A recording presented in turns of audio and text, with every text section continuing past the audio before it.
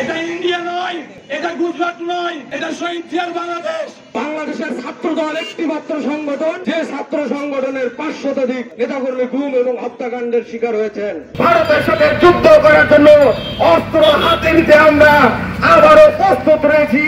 আমরা বিশ্বাস করি এই পলাতক খুনি হাসিনা ভারতের বাংলাদেশের দেশের বিরুদ্ধে ষড়যন্ত্রের ডিম তাওয়া দিচ্ছে।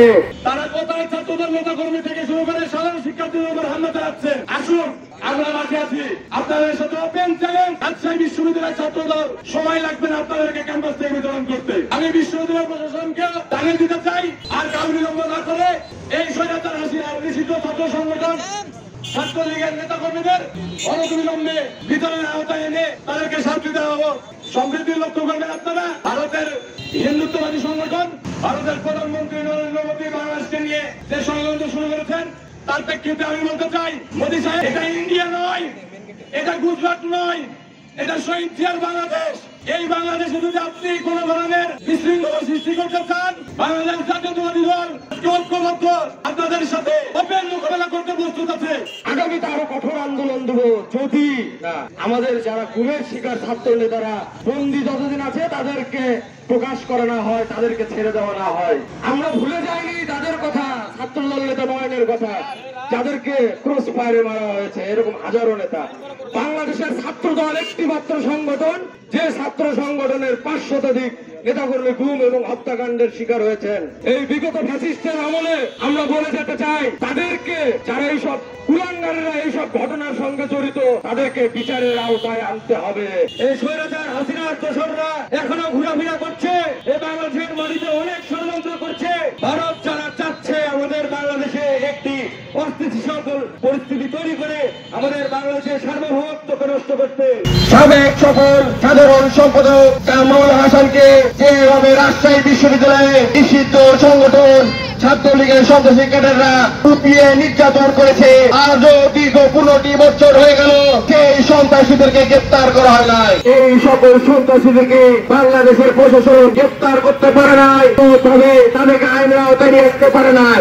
আমরা বিশ্বাস করি এই পলাতক খুনি হাসিনা ভারতের বাংলাদেশের দেশের বিরুদ্ধে ষড়যন্ত্রের ডিম তাওয়া দিচ্ছে।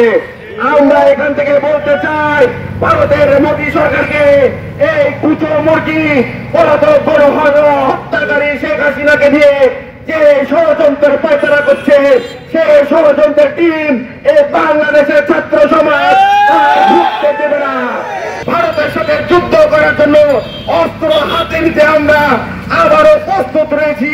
বাংলাদেশের সার্বভৌমত্ব, বাংলাদেশের মাটি রক্ষার জন্য, আমাদের প্রিয় মাতৃভূমির জন্য হৃদয়ের থেকে বুকের রক্ত যত পর্যন্ত আমাদের আছে, বুকের রক্ত আমরা চিরে দিব।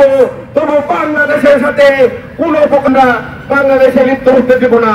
বাংলাদেশের বিরুদ্ধে প্রতিটি ষড়যন্ত্র, বাংলাদেশে হিন্দু খ্রিস্টান মুসলিম ভাই ভাই সকল ঐক্যবদ্ধ থেকে ভারতের এই ষড়যন্ত্র রুখে দেওয়া হবে, রুখে দেওয়া হবে, রুখে দেওয়া হবে।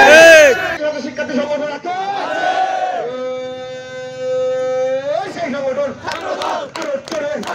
তোমরা কারা মানবতায় শিক্ষার্থীদের সবার পাশে সবসময় শিক্ষা হলে সবার আগে এই যাচ্ছে কারা, আমরা কারা, তোমরা কারা, চালো রে চালো জাতীয়তাবাদী ছাত্র দল, আমরা সত্যি আমরা বল মেধাবীদের গড়ার দল, এই অনুগতের তরুণ দল, আমরা সত্যি আমরা বল শিক্ষার প্রগতি, ছাত্র দলের মূলনীতি, শিক্ষা ঐক্য প্রগতি, শিক্ষা ঐক্য প্রগতি।